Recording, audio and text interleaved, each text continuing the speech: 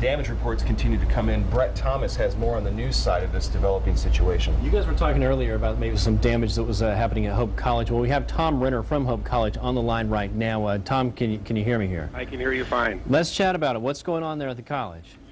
Well, we have significant downed trees throughout our campus, probably, I would guess, in the dozens, and many of them stately trees, that kind of really are part of, have been part of our campus for decades. It's just absolutely amazing. And just kind of did a walkthrough of the campus, and it's about a 4-block swath. It looks like it started about at 10th and College, and kind of went right through the center of campus and ended up the damage, at least on our campus, all the way over on 14th Street. We have a lot of trees down. I'm not aware of any structural damage at this point in time, but early on in the storm, they were really uprooting the trees, just pulling them right out of the ground. And as it progressed across campus, you could kind of see the winds rising because it was snapping off trees, halfway up them and at the tops. Tom, when you say it's 4 blocks long, approximately, how wide would you say that? Well, yeah, I mean, it was going east to west. So 10th Street would be the north boundary, and 14th would be the south. And it went probably a good 2 blocks, College to Columbia, and Columbia to Lincoln. I mean, that's where noticeable tree damage is apparent to us. And when you said, you didn't say dozen, you said dozens of trees. Dozens, yes. And some of the most stately trees on the campus there? They are. Really, many of the trees that really distinguish our campus. It's just amazing. There's one in front of the president's home that is not toppled yet, but it is uprooted. I mean, it's going to have to be cut down, basically. Just absolutely incredible, the force. We were in our office listening and on the TV and watching out the window, and it just became as dark as I've ever seen it in the day. And before you knew it, these high winds, and we looked across from our office and actually saw a very large tree being toppled. Oh my! So you actually saw it coming down? We did. Real quick here, Tom. How long did it take for all that to happen? Oh, I would say 3 to 5 minutes. Wow. So it's basically one really long, powerful, sustained gust of wind that did all that damage. That's true. That's true. Okay, we'll have our meteorologist think about that one here for a second as we continue to follow here.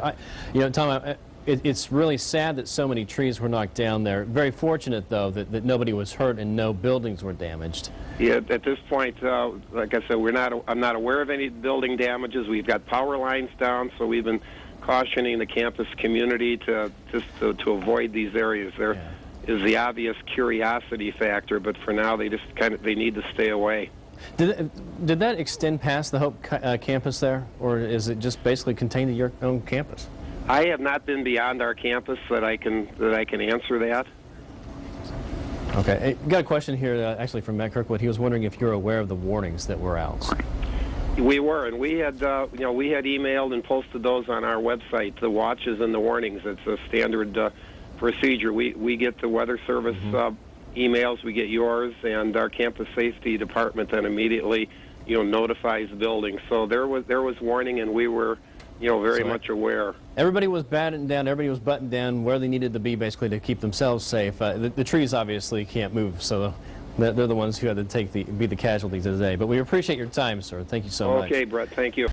We're going to toss down to Emily Leonard, and she's got some very good pictures, I gather, of some of the storm reports out there. That's right, I do, Matt. The first thing I want to show you is a picture that we're getting in from Hope College. We've heard about the damage there, hearing that several of the old trees on campus. Take a look here. Hope College, you can see that big tree down in the background. Missing that building, though. So far, they're not aware of any structural damage, and that's the good news. Let me bring you over here to this computer, my computer. These are pictures we're getting in from the Holland Heights neighborhood in Holland. A big tree just pulled right up from its roots right here. There's a couple others I want to show you. Big tree right there snapped into the street on power lines, and also another picture. Some in the street there, obviously blocking that street, and another tree beyond that blocking the street as well. On the phone right now, we have former Holland Mayor Al McGeehan. Are you with us? I'm here, Emily. How are you today? Can you tell us what you're seeing? Well, it was quite an event about 50 minutes ago, an hour ago, here in especially the downtown area. Now, as you folks know, I don't any longer represent the city of Holland, but I do have a new office at the Holland Museum, which is about 2 blocks from where Tom Renner was just speaking to you all from his office at Hope College. I just drove from the downtown area to the south side of Holland, and I can tell you that Tom's analysis is absolutely right. We had sustained winds that had to have been 70 miles an hour or more, but it seems to have been located right through the downtown Hope College and downtown residential neighborhood, a very narrow band.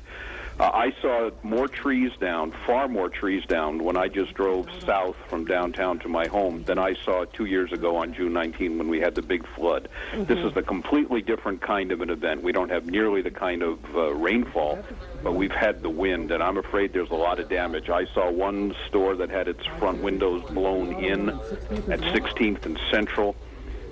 And many large trees and large limbs. I don't think there's any power in downtown Holland right now. All the lights are out, so folks have to remember to treat those intersections where there are normally traffic lights, treat them as 4-way stop signs, and be safe out there.